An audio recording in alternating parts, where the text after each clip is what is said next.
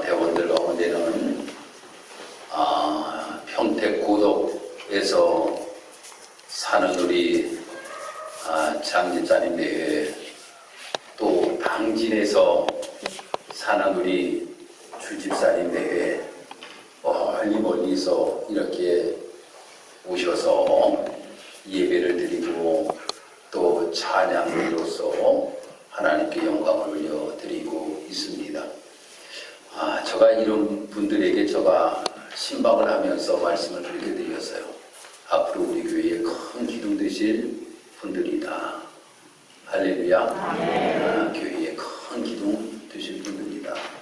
그러니까 열심히 함께 좀 멀어도 출석하여 신앙생활을 하면서 우리 교회의 큰 기둥으로 성장해 주기를 바란다 라고 이렇게 제가 신방을 하면서 권면하였고 칭찬하였습니다.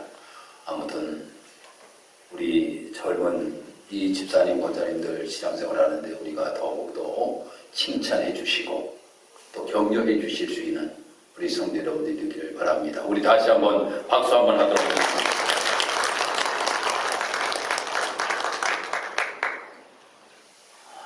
여러분, 우리가 아이들이 태어나서 제일 먼저 배우는 말이 무엇이에요?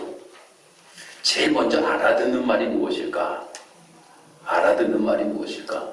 서은아, 제일 먼저 알아듣는 말이 무엇일까? 두 가지 단어를 제일 먼저 알아듣는다라고 합니다.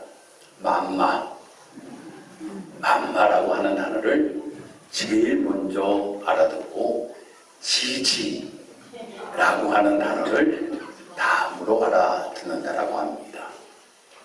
그래서 아이들이 맘마 먹자, 그러면 아이들이 무엇인가를 먹는 걸로 알아듣는다라고 하는 겁니다.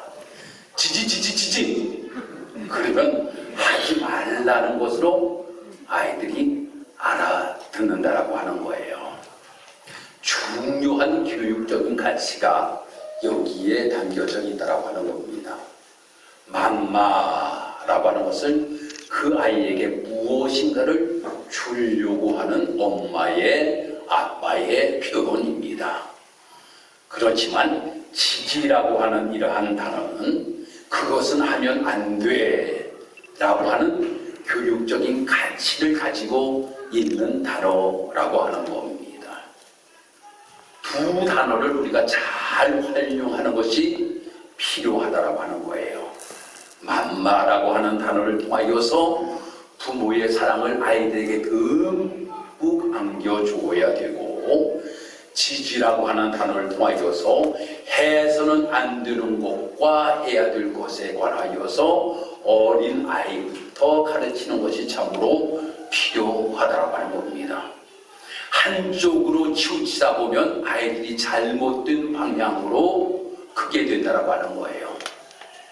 지지를 교육하지 아니하고 맘마만 교육하다 보면 아이들이 이기주의적인 모습으로 자라게 된다고 하는 거예요. 그런데 너무 맘마를 이야기하지 아니하고 지지만 이야기하다 보면 애정 결핍증에 빠지게 된다고 하는 거예요. 그래서 부모는 맘마와 지지라고 하는 이 단어를 균형 있게 아이들에게 잘 표현하는 것이 필요하다라고 이렇게 교육학자들이 이야기를 합니다. 오늘 어린이 주일을 우리가 맞이하였습니다. 이 어린이 주일을 맞이하여서 교회에서는 어떠한 교육을 아이들에게 시켜야 되고, 가정에서는 우리가 아이들에게 어떠한 교육을 시켜야 될 것인가 라고 하는 것에 관하여서 오늘 저는 여러분들에게 말씀을 드리려고 합니다. 교회 교육이라고 하는 것이 무엇일까요? 교회 교육이라고 하는 것은 하나님을 가르치는 것이 교회 교육입니다. 다른 것 아니에요. 교회 교육이라고 하는 것은 하나님을 가르치는 것이 교회 교육입니다. 그런데 너무나도 신앙생활, 즉 교회를 출석하는 아이들도 하나님 없이 삶을 살아가는 모습들을 우리는 너무나도 많이 보게 된다고 하는 거예요. 이것이 참으로 큰 문제라고 하는 겁니다. 성경에서도 말씀하기를 하나님 없는 모습을 가리켜서 무엇이라고 이야기하였는가 하면 부패하였다 라고 이렇게 이야기를 하였습니다. 부패하였다라고 하는 것은 썩었다라고 하는 겁니다. 바로 소행이 가증하고 위선과 더러움이 있다라고 하는 겁니다. 이러한 모습으로 삶을 살아가기를 하나님은 원치 아니하신다라고 하는 거예요. 하나님은 인간을 창조하실 때에 우리 인간들이 하나님을 바로 알고 삶을 살아가기를 하나님께서 원하셨습니다. 마치 이것이 무엇인가 하면 우리가 운전을 할 때에 주행도로가 있습니다.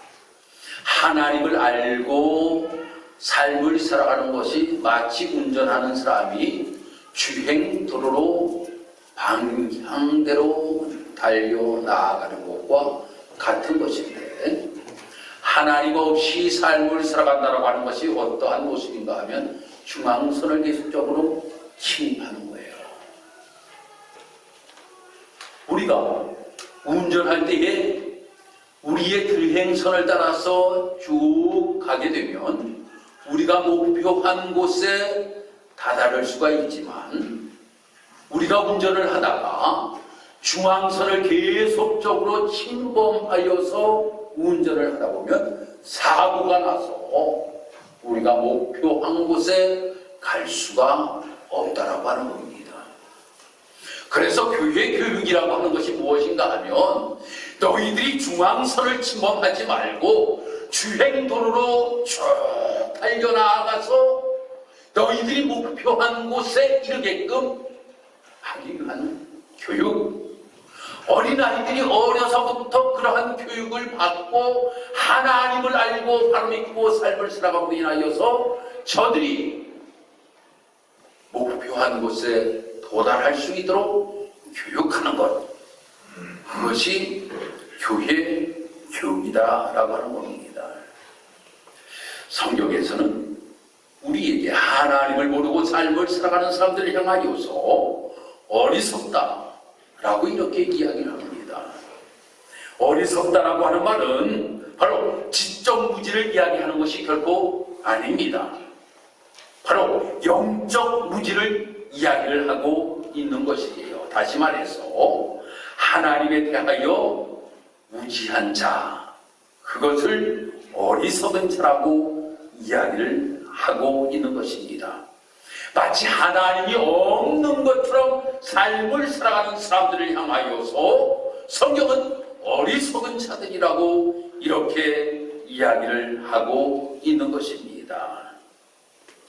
그런데 우리가 실상 신앙생활을 하면서 아주 중요한 한 가지를 잃어버리고 신앙생활을 할 때가 참으로 많이 있습니다. 우리가 하나님을 부르기는 부릅니다. 하나님 아버지, 하나님을 부르기는 불러요. 또 우리가 기도하기는 기도합니다. 찬송하기는 찬송합니다. 그런데 하나님 없는 모습으로 삶을 살아가는 사람들이 너무나도 많이 있다고 하는 겁니다. 이 사람들을 이야기하기를 뭐라고 이야기하는 거면 실천론적 무신론자라고 이렇게 이야기를 하고 있는 것이에요. 아니, 하나님이 살아계신다라고 하면, 하나님이 있다라고 하면 내가 어느 곳에 서든지 하나님이 계신다라고 하는 것을 믿고 두려워하면서 나의 행동 하나하나를 하나님 보시기에 기쁘게 삶을 살아가야 되는데, 교회에 나와서는 기도하는 것 같아요. 아니, 찬송하는 것 같아요. 그런데 세상에 나아가서 삶을 살아가면서 실천론적인 무신론자의 모습을 가지고 교회에서는 하나님이 계시는데 세상에서는 하나님이 계시지 아니하는 것처럼 삶을 살아갈 때가 참으로 많이 있더라고 하는 거예요. 이러한 모습을 가지고 삶을 살아가는 것이 어린아이들도 마찬가지라고 하는 거예요. 어린아이들이 교회에 오면 교회 다니는 아이들입니다. 그런데 아이들이 세상에 나가가면 하나님이 없는 모습을 가지고 삶을 살아간다고 하는 거예요. 그러다 보니 그 아이들이 자라게 되고 그 아이들이 자라면서 중학교에 들어가고 고등학교에 들어가게 되면 하나님 없는 모습을 가지고 교회에 출석도 안 하고 예배 참석도 안 하고 이 모습을 가지고 삶을 살아가는 모습들을 우리는 많이 보게 됩니다. 그러기에 교회 학교 교사들은 정말 우리가 교육해야 될 것이 무엇인가 하면 하나님은 교회에서도 계시는 하나님이시요 세상에서도 계시는 하나님이시고 모든 곳에 다 계시는 하나님이시다라고 하는 것을 바르게 교육하는 것이 교회 교육이라고 하는 겁니다. 그래서 교회 학교 교사들이 참으로 중요한 사명을 맡겨주신 것이에요. 어려서 교육을 바르게 받는다라고 하는 것은 평생 동안 교회 학교에 대한 기억을 잊지 아니합니다. 제가 어렸을 때에 교회 학교 다니면서 많이 혼났어요. 제가 좀 개구장이처럼 생겼잖아요. 제가 개구장이였어요. 그래서 교회에 가가지고 이제 예전에는 난로 피웠잖아요. 겨울에 난로 피워요. 쫀득이 사다가 쫀득이 구워먹고 말입니다. 쫀득이 구워먹고 밤 주다가 밤도 구워먹고 고구마도 구워먹고 막 이러면서 말입니다. 좀 목사님 아들답지 않게 행동한 것이 있는가고요. 그때 지금도 교회학교 교사 선생님 저가 기억해요. 이영화 선생님이셔요. 이영화 선생님이 저를 보고 야 진복아 이리 좀 와봐. 갔어요. 갔더니 야 너 목사님 아들이야. 목사님 아들이 너 왜 이렇게 개구치고 너 왜 이렇게 했던 말이 그대로 다 생각이 나는 거예요. 제가 서울에서 목회하는데 연휴에 딱 참석을 했어요. 그때 누가 진보가 불러요. 봤더니까 누군가 보니까 이영화 선생님이셔. 그런데 안상성광교회 여자 장로님이 되셨더라고. 그래서 연회에 오신 거예요. 그래 진보가 했는데 여기에 정의용 명찰이 딱 붙여져 있으니까 아이고 목사님 이라고 이렇게 말씀하시면서 아주 반갑게 만났던 것이 기억납니다. 그런데 그때 그 선생님이 풍금을 치면서 가르쳤던 그 말씀들이 지금도 머릿속에 계속적으로 남는 거예요. 교회 학교 교육이라고 하는 것 수십 년이 지나갔음에도 불구하고 그 교회 학교 선생님들의 전하였던 말씀들이 지금도 기억되고 있다라고 하는 거예요. 어쩌면 이렇게 이야기하시는 분들이 계셔요. 신앙생활을 교회 학교 때 하다가 얼마 동안 하지 아니하다가 다시금 신앙생활을 하시는 분들이 계셔요. 그분들이 이야기하기를 항상 그들의 이야기 속에 교회 학교 이야기를 하고 있다라고 하는 겁니다. 그때의 교육이라고 하는 것이 그만큼 참으로 중요하다라고 하는 거예요. 그래서 교회 교육이라고 하는 것은 다른 것이 아닙니다. 하나님 교육입니다. 하나님이 살아계시고 하나님이 우주 만물을 창조하시고 하나님이 예수 그리스도를 이 땅에 보내주시고 예수님으로 말미암아 우리가 구원받고 하나님의 자녀가 되었다라고 하는 것, 이것을 교육하는 것이 교회 교육이라고 하는 거예요. 이것을 잘 할 수 있는 우리 교회 학교 교사들이 되기를 주님의 이름으로 축복합니다. 다음에 중요한 것이 바로 무엇인가 하면 가정교육이에요. 교회 교육보다도 더 중요하고 중요한 것이 가정교육입니다. 자녀를 사랑하지 아니하는 사람은 부모가 하나도 없을 줄 압니다. 누구나 다 자녀들을 사랑합니다. 그런데 성경에서 가장 행복한 가정을 이끌어갈 수 있는 비결이 가정에서 하나님 교육하는 것이 필요하다라고 하는 것을 말하여 말씀해 주고 있습니다. 저는 오늘 창세기 9장의 말씀을 본문으로 삼고 이 노아라고 하는 사람은 참으로 훌륭한 사람입니다. 노아가 얼마나 훌륭한 사람입니까? 하나님이 말씀하심으로 말미암아 방주를 산 꼭대기에다 지은 사람입니다. 그 말씀에 순종함으로 말미암아 큰 홍수가 났음에도 불구하고 구원받는 놀라운 역사가 나타나게 되었다라고 하는 거예요. 그런데 오늘 큰 실수를 하는 장면에 관하여서 말씀이 기록되고 있습니다. 어떠한 실수를 합니까? 포도 농사를 지었다. 그래서 포도 수확을 하였다. 포도주를 담그었다. 그 포도주에 취하였다. 그리고 취하여서 자기 하체를 드러내었다. 실수가 여기까지입니다.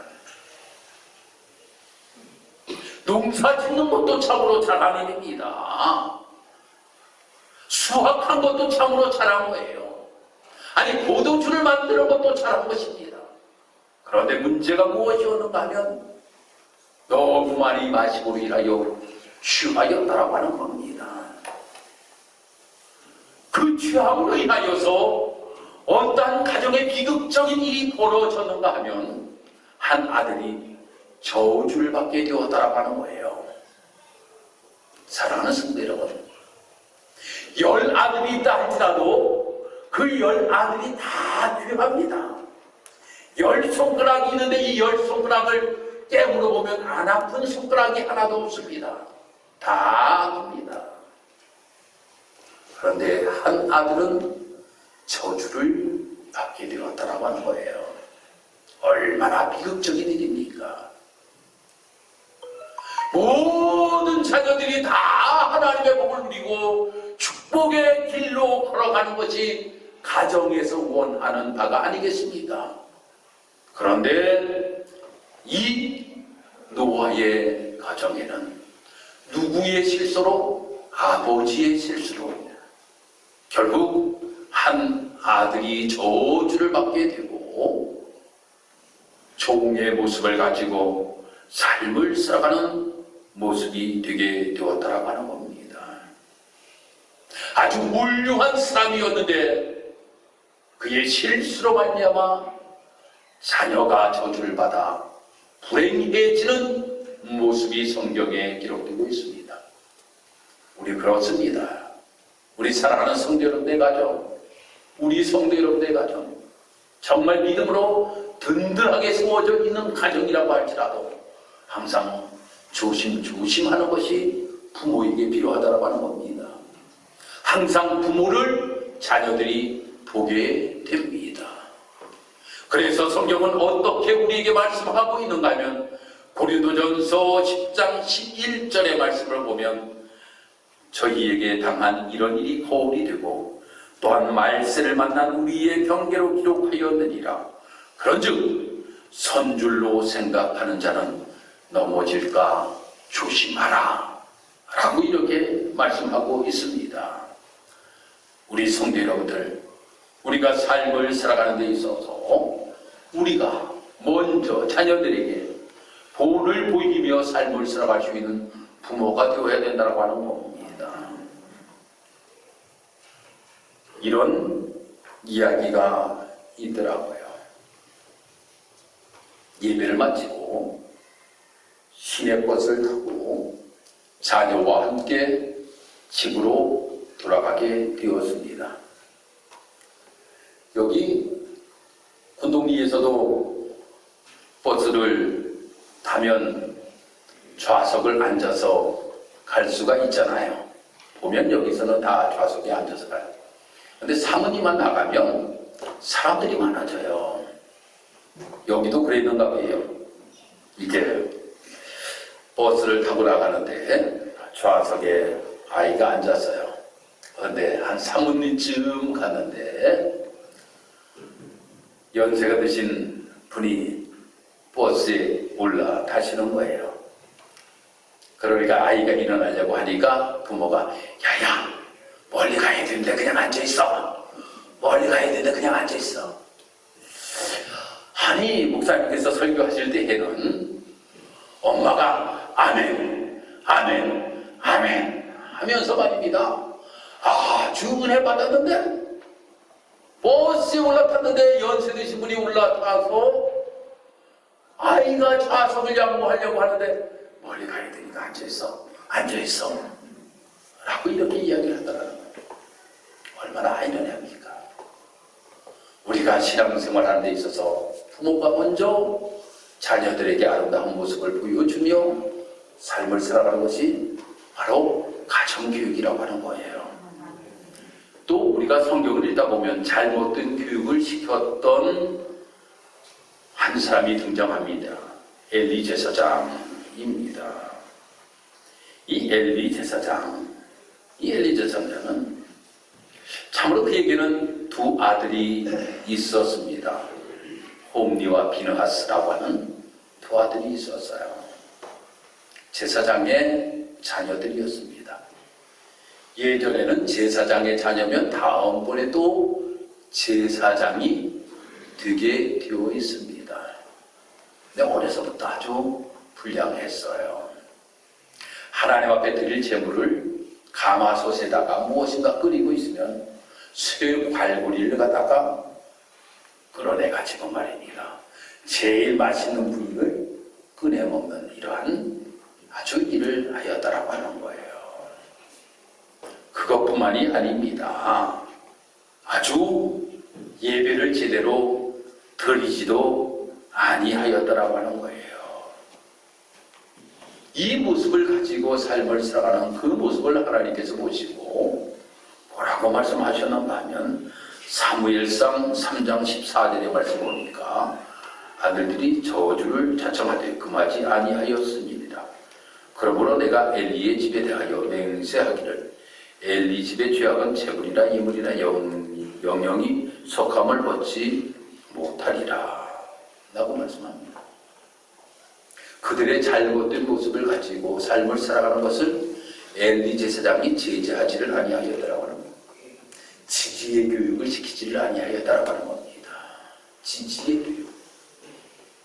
무엇인가 잘못된 방향으로 가는 그 모습을 보면 지지라고 부모들이 이야기를 해주어야 되는데 지지 교육을 하지 아니하였어요. 그러므로 인하여서 그 가정이 엄청난 비극적인 일이 벌어지게 됩니다. 두 아들이 전쟁터에 나가서 목숨을 잃습니다. 그 이야기를 듣고 아버지가 의자에 앉아 있다가 목이 부러져 죽습니다. 비느하스의 아내는 아이를 낳다가 죽습니다. 얼마나 비극적인 집안이 되고 말았는지 모릅니다. 실천적 무신론적인 모습을 가지고 삶을 살아가던 엘리 제사장의 집안이라고 하는 거예요. 이 집안이 이러한 엄청난 몰락을 가져오게 된 모습이 무엇 때문입니까? 실천적 무신론적인 모습을 가지고 제사장이라고 하는 직분을 가지고 있었는데 실제적으로 그 가정에는 하나님을 모시지 아니하고 삶을 살아가는 가정이었다라고 하는 겁니다. 그런데 아주 모범적인 가정도 성경은 말씀하고 있습니다. 바로 아브라함의 가정입니다. 아브라함이 아들을 백세에 낳았어요. 백세에 아들을 낳았어요. 우리 성도님들 가정 가운데서 우리 자녀들 위하여서 기도합니다. 제 기도해요. 정말 하나님께서 대대문을 열어주셔서 하나님의 놀라우신 축복이 우리 사랑하는 성도님들의 가정에 있기를 주님의 이름으로 축복합니다. 아브라함은 100세에 아이를 낳았어요. 얼마나 귀하겠습니까? 그런데 하나님이 바치라고 이야기합니다. 너무나도 끔찍한 일입니다. 그런데 아브라함은 순종하였습니다. 그 모습을 누가 보았는가 하면 이 이삭이라고 하는 아들이 보았다라고 하는 거예요. 아버지가 하나님께 순종하는 모습을 보았다라고 하는 거예요. 그 순종하는 모습이 이삭이 그대로 실천적인 모습을 가지고 삶을 살아가게 됩니다. 그러므로 인하여서 아브라함의 집안은 하나님께서 축복하시는 놀라우신 역사가 나타나게 되었던 모습을 보게 됩니다.